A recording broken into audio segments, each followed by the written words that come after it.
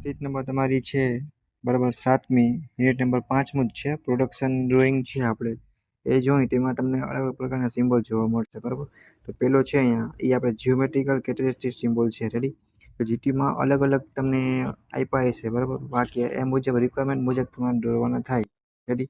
અહીંયા ફિટનેસ છે બરાબર છે, સિલિન્ડર વગેરે કોઈ પણ તમને પૂછી શકે એવું નથી બરાબર. પ્રોફાઇલ લાઈન પર પૂછી શકે કોઈ પણ, તો તમારે તો ધ્યાન રાખવાની બરાબર. અને આ ટાઈપના સિમ્બોલ તમારે બધાય છે એકવાર યાદ રાખી લેવાના છે. અને આ કેમ જો પોઝિશન છે વગેરે કોઈ પણ આવી શકે એમ. ટોટલ રાઉન્ડ છે બરાબર, સિમેટ્રી વગેરે કોઈ પણ તમારે વ્યવસ્થિત પ્રેક્ટિસ કરવાની. ને જે લોકોને સીટ બાકી હોય બરાબર એ લોકો સીટ પણ કમ્પ્લીટ કરી નાખે એટલું બરાબર.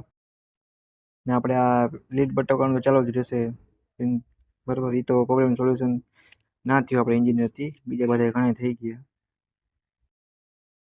બીજા નંબરનું હોય તમને GDT સિમ્બોલ પૂછાય બરાબર. એ તમારે જોવાના કે લાસ્ટ મટીરિયલ છે, કન્ડિશન છે. રેડી. મેક્સિમમ મટીરિયલ છે, પ્રોજેક્શન ટોલરન્સ ઝોન છે, ફ્રી સ્ટેટ કે પ્લેટ છે કે ડાયામીટર છે, રેડિયસ છે કે કોઈ પણ આવે બરાબર. તો તમારે જોઈ લેવાના. અને તમને આપ્યા જ છે. રેડી. એ લખેલ જ છે બરાબર. એ વસ્તુને ખાસ ધ્યાન રાખે. હવે જીટીમાં પૂછાશે તમને આપ્યું હોય બરાબર કે GDC સિમ્બોલ દોરો, GDT બરાબર. તો તમારે એ દોરવાના. બીજા કોઈ તમને પૂછે તો તમારે એ દોરવાના. જે પણ તમને રિક્વાયરમેન્ટ એટલે કે જે પણ પ્રશ્ન પૂછ્યો એ દોરવાનું બરાબર. પછી part of the future control frame છે. રેડી. તો એ પણ તમને પૂછાય તો તમારે વ્યવસ્થિત ચોરસ બોક્સ બનાવી અને કેમાં સેકન્ડરી છે, પ્રાઇમરી છે વગેરે તમારે લખવું પડે બરાબર. તો આપણને એકવાર સીટમાં બાકી હોય લોકો કરી નાખે. ઘણી કોલેજોમાં હશે જ બરાબર. અને જીટીયુ એક્ઝામમાં તો હશે જ. કદાચ લેબમાં કોઈને આપ્યું હોય કે ના આપ્યું હોય. ને આઈએમપી છે બરાબર. હાઉ ટુ રીડ ફ્યુચર છે કંટ્રોલ ફ્રેમ છે એ પણ કેવી હોય.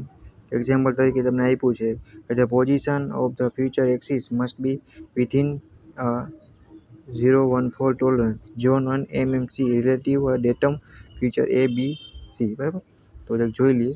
તમારે આવું કે ક્વેશ્ચન પૂછે ગુજરાતીમાં કે ઇંગ્લિશમાં તો તમારે આન્સર કેવો આવે છે, આમાં સિમ્બોલ જ છે વધારે પડતા. રેડી. એ તમારે યાદ રાખવાના થાય. તો વસ્તુ ધ્યાન રાખવા. પાછી સીટો બધી જ છે, વેલ્ડિંગ ને વગેરે વગેરે જે પણ આપણે સિલેબસમાં આવતા હોય જોશું આપણે બરાબર. તો આપણે એક આઈએમપી છે બરાબર. તો આ પણ સીટમાં ઘણા આવી ગયો છે, ડ્રો કર્યો છે બરાબર, સ્કેચબુકમાં વગેરે. જીટીયુ માટે પણ જોડે સરફેસ રાઉન્ડ સિમ્બોલ છે એને આપણે શોર્ટમાં લખવું હોય તો BIS વડે પણ લખી શકાય. તો તમારે ધ્યાન રાખવાનું બરાબર. એનો સિમ્બોલ છે બધું વ્યવસ્થિત સરફેસ રાઉન્ડ સિમ્બોલ બરાબર. ડાયરેક્શન ઓફ લે વગેરે બધું આવી જાય બરાબર. આ બધું તમારે એ પ્રકારનું જોવાનું. સિમ્બોલ છે એટલે ભૂલાય નહીં, તમારે પ્રેક્ટિસ કરવી પડશે. તો આ ક્વેશ્ચન તમને દેખાય છે બરાબર. એટલે કે whole and sharp basic system છે બરાબર. આ જીટીયુ એક્ઝામમાં થિયરી તરીકે પૂછાય છે બરાબર. જો તમને આ સમજાવવાની થાય તો તમારે થિયરી રહી એ તમારી બુકમાંથી તમારે જોઈ લેવાની. અને ફિગર ડ્રો કરવાની કીએ જે લખ્યું જ છે બરાબર. તો આ તમારે 2 ડ્રો કરવાની થાય. આઈએમપી છે બરાબર. અને મિકેનિકલમાં ડિગ્રીમાં પણ આવી જાય છે એટલે ઇમ્પોર્ટન્ટ છે. જીટીયુ એક્ઝામમાં પૂછાયેલો પ્રશ્ન છે. એટલે કે આપણો આ જે વાત કરી રહ્યા છે તો આઈએમપી છે રીડ કરી નાખે બરાબર. આ પણ ઘણી કોલેજમાં સીટમાં દોરાવી હશે. ના દોરાવી હોય તો તમારે જીટીયુ એક્ઝામ માટે પ્રિપેર કરવાની છે બરાબર. ટાઈપ્સ ઓફ ફિટ છે એ પણ જીટીયુમાં પૂછાયેલું છે અને ડિગ્રીમાં પણ પૂછાયેલું છે. ઇમ્પોર્ટન્ટમાં ઇમ્પોર્ટન્ટ છે બરાબર.